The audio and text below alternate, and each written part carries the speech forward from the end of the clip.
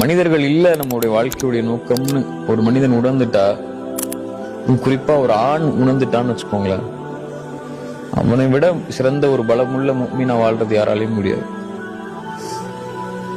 ரசூலுல்லாஹ்வுடைய வாழ்க்கையில நீங்க எங்க எடுத்து பார்த்தாலும் யாருடைய அங்கீகாரமும் அவங்க எதிர்பார்த்துலாம் நிக்கல. ஒரு விஷயத்த செய்யறதே நம்ம மனிதர்களுக்காக தான். அவங்க என்ன சொல்லிடுவாங்களோ, என்ன செஞ்சிருவாங்களோ, எப்படி பேசிடுவாங்களோ அப்படின்னு தான் எல்லா விஷயத்தையும் நம்ம யோசிக்கிறோம். அல்லாஹ் என்ன நினைப்பான், அல்லாஹ்வுக்கு இது பிடிக்குமா, அல்லாஹ் இதை ஏத்துப்பானா, அல்லாஹ் நம்மளை கண்ணியப்படுத்துவானான்னு யோசிக்க ஆரம்பிச்சுட்டா போதும். இங்க யாரை திருப்திப்படுத்தணுமோ அவனை திருப்திப்படுத்தினா எல்லாரையும் திருப்திப்படுத்திடுவான்.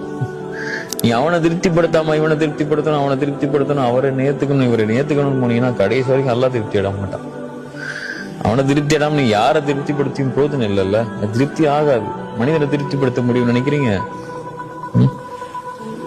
வாழ்க்கை ஃபுல்லா நீங்க அம்மா அப்பாக்காக வாழ்ந்திருந்தாலும், வாழ்க்கை ஃபுல்லா உங்க பிள்ளைங்களுக்காக நீங்க வாழ்ந்தாலும், வாழ்க்கை ஃபுல்லா நீங்க உங்க மனைவிக்காக வாழ்ந்தாலும், அவ்வளோ கஷ்டப்பட்டு நீங்க துபாயில சவுதியில எல்லா ஊர்லயும் உழைச்சி உழைச்சி உழைச்சி குடும்பத்துக்கு கொடுத்து கொடுத்து இறச்சி போய் அவன் 60 வயசுல வந்து நிப்பான் வீட்டுல, எனக்காக என்ன செஞ்சேன்னு கேட்டுருவாங்க. அப்பதான் அவனுக்கு உலகமே புரியும். என்னடா இவ்வளவு நாள் யாருக்காக வாழ்ந்தோன்னு. அப்படிதானே எவ்வளவு பேர் நம்ம கேள்விப்படுறோம் ஒவ்வொரு வாழ்க்கையிலும். எனக்கு அதை செஞ்சியா இதை செஞ்சியான்னு கேட்டுருவாங்க. அவன் நைட்டு பகலுமா ஒரு குட்டி கூண்டு ரூம்ல 10 பேரோட சேர்ந்து படுத்து, அவனுக்கு சாப்பாடு இல்லைனாலும் மாசம் மாசம் ஊருக்கு காசு கொடுக்கணும், 50,000 60,000 அனுப்பியிருப்பான் வீட்டுக்கு சேர்த்து வச்சு. ஹலாலா இருக்கணும்னு சொல்லி ஹராம விட்டு இவ்வளவு விஷயத்துல அவன் பாதுகாத்து இருந்திருப்பான். சர்வசாதாரணமா கேட்டுருவாங்க வீட்டுக்கு வந்தா, என்ன பண்ண. நிறைய அம்மா அப்பாவே எனக்கு அப்படி கேட்கறாங்க பசங்களை பார்த்து, நிறைய பிள்ளைங்க கேட்கறாங்க அப்பாவை பார்த்து, நிறைய மனைவிமார்கள் கேட்கறாங்க. மனைவிமார்கள் கேட்கதான் செய்வாங்க. ரசூலுல்லாஹ் சொல்லிட்டாங்கல்ல, அதிகமா நரகத்தில் இருக்கக்கூடிய காரணம் பெண்கள்.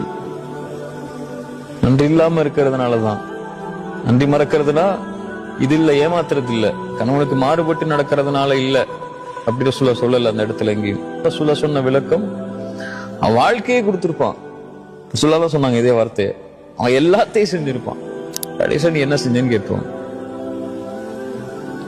அதனாலதான் பெண்கள் நரகத்தில் அதிகமா இருப்பாங்க. ரசூலுல்லாஹ் சொன்னதுக்கு அப்புறம் நம்ம எங்க போய் நிக்கிறது?